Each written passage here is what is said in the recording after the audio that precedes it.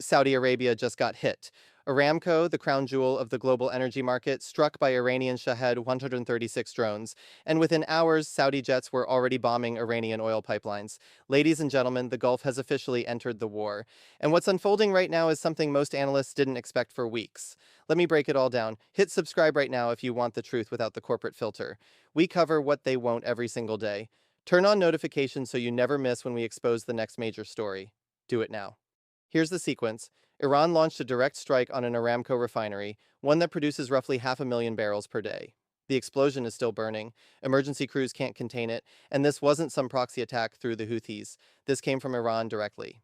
Now, Saudi Crown Prince had already warned that any second attack from Iran would trigger a military response. That warning, it just got cashed in. Saudi fighter jets are currently striking Iranian oil infrastructure in the Awaz region, a pipeline responsible for roughly 20% of Iran's crude exports. But here's where it gets bigger than Saudi Arabia. See, Iran didn't just hit Aramco. There are unconfirmed reports of oil refineries struck in Kuwait, a tanker burning off the coast of Bahrain, another tanker hit near Oman's shoreline, a water desalination plant, a water plant targeted in Qatar, and Iran has effectively shut down the Strait of Hormuz by jamming navigation signals on every vessel trying to pass through. Let that sink in. 20 million barrels of oil per day frozen, Qatar's gas exports frozen, and the EU just issued an emergency statement demanding an urgent assessment of its oil reserves. This isn't a military war anymore. This is an energy war, and Iran is making sure the entire world pays the price. Now, you might be asking, why would Iran drag the whole Gulf into this? Why hit Qatar, which literally had its foreign minister begging Washington not to strike Tehran? Why hit Oman, which hosted back-channel negotiations on Iran's behalf? Because Iran isn't fighting to win. Iran is fighting to not die quietly. When the US eliminated Khamenei, and understand Khamenei wasn't just a political leader, he was the supreme religious authority, the head of every branch of governance, Iran lost its symbolic center. Senior clerics immediately issued a fatwa declaring vengeance a religious duty, not a political decision, a sacred obligation. So when Iran's foreign ministry says the armed forces are making decisions independently, now that tells you everything. The Revolutionary Guard is running the show, diplomacy is dead, and Iran has decided this is their Karbala moment, a fight to the last man standing. Now here's the part no one in Washington wants to talk about. Trump told the press this war would last 4 more weeks. 4 weeks. But according to the Pentagon's own assessment, the current military deployment is designed for a 10-day sustained campaign. That's a 3-week gap between political promises and military reality. And already on day 3, here's what's happened to U.S. forces.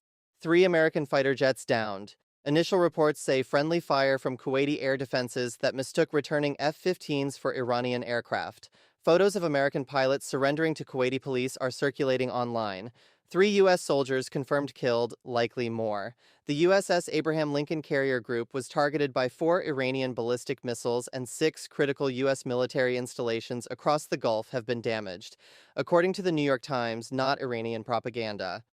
The Washington Post is now reporting that senior military commanders are expressing concern about America's ability to degrade Iran's missile launch capability. They're hitting too many targets in too many countries simultaneously, and the U.S. simply can't cover all of them. This was supposed to be a one-and-done operation. That's the exact phrase Trump used with his generals. Go in, strike, get out. But Iran turned it into something very different. Let's zoom out. Because this stopped being a Middle Eastern conflict about 6 hours ago, Britain has officially declared war on Iran after Iranian strikes hit British bases in Cyprus.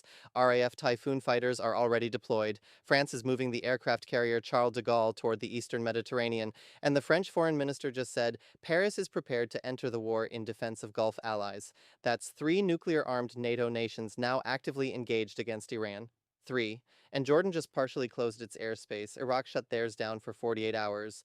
Over 2,000 commercial flights canceled across 7 Gulf airports. Fly Dubai suspended operations until Tuesday. The EU is scrambling to figure out where its energy is going to come from now that both Russian pipelines and Gulf shipping lanes are compromised. Oil just touched $79 and climbing. Gold spiked to $5,400 an ounce. The dollar in Egypt jumped to 49.5 pounds, a sign that hot money is fleeing emerging markets at speed.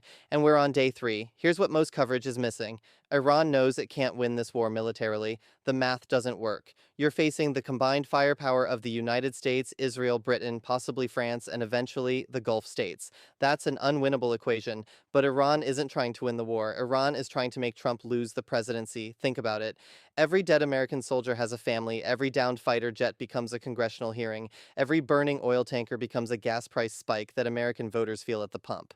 Trump built his brand on no foreign wars. He mocked Biden and Obama over Afghanistan.